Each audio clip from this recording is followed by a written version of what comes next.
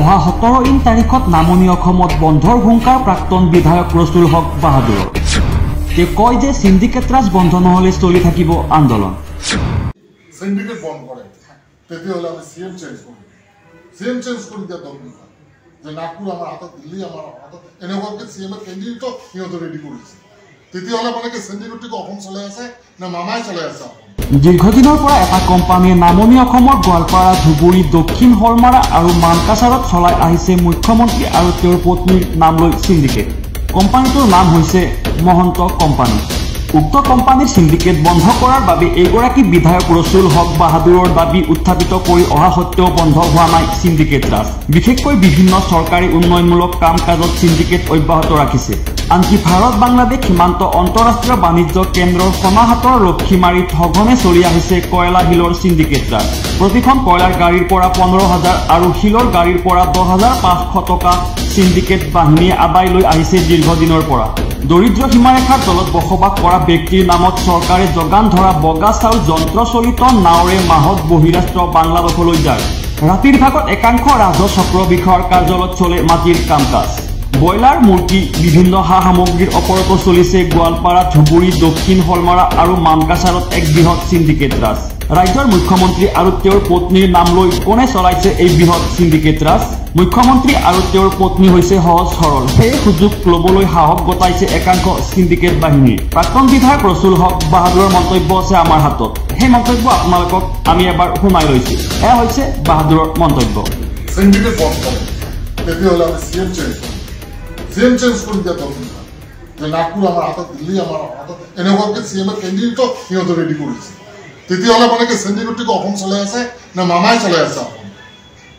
আজি মামাৰ কথাটো চবে ভাল পাইছে। মামা ভাল ধৰণে বহুত ডেভেলপ কৰিছে, বহুত ডেভেলপ মানে বহুত কৰিছে। ৰাস্তা ঘাট, ব্ৰিজ, এই যে ফ্ৰী চাউল মাহত ব্যৱহাৰ কৰি আটক চাউল যায় FCA চাউল, এই সিন্ডিকেটৰ জৰিয়তে। এতিয়া মাটি বিল্ডিং বনাই মানে মহল কৰি আছে।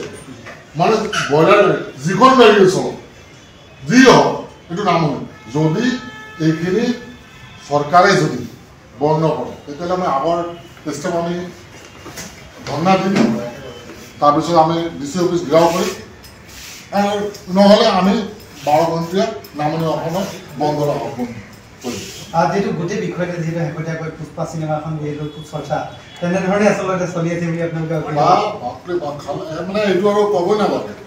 মানে আচৰিত ধৰণৰ কথা, মানে খোলা অপেন। আমিতো দেখিছোঁ যে এই চৰকাৰৰ দিনত হেমন্ত চৰকাৰৰ দিনত কোনো ধৰণৰ কৰাপশ্যন হ'ব নোৱাৰে, কোনো দুৰ্নীতি কৰিব নোৱাৰে, কোনো হাৰি যাব নোৱাৰে, কোনো ক্ৰিমিনেল হাৰি যাব নোৱাৰে। কিন্তু এই ক্ৰিমিনেলক কিয় বা এই সিন্ডিকেট অফিচক কিয় বা হেৰি কৰা নাই? উদ্দেশ্যটো কি?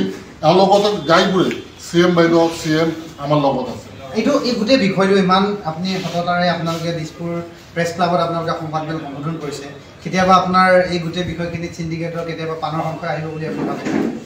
নাই, আপুনি যে ফাদিল কৰি আছে, অলৰেডিতো মোৰ ওপৰতো দমকি চলি আছে। যোৱাকালিও আহিছে যে প্ৰেছমেট দিয়ে যদি, তো এইটোতো দায়ী কোনে হ'ব? মহন্ত গ্ৰুপ হ'ব তেওঁলোকৰ ফালৰ পৰা। কিয়নো মই ন্যায় বিচাৰিছোঁ। মই আমাৰ ৰাইজক কৈ আছোঁ আপোনালোকে মই চাথ দিয়ক, মই ন্যায় দিম। চাথ দিয়ক, আমি ন্যায় দিম। আমাৰ ওপৰত বিশ্বাস আছে। নামনি অসমৰ মানুহ পুৰা বিশ্বাস আছে। ইয়াত হিন্দু মুছলিম জাতি ভেদৰ কথা আহে নাই। ফুললি আমাৰ মামাৰ ওপৰত বিশ্বাস আছে। মামা এইবিলাক সিন্ডিকেট বন্ধ কৰিব।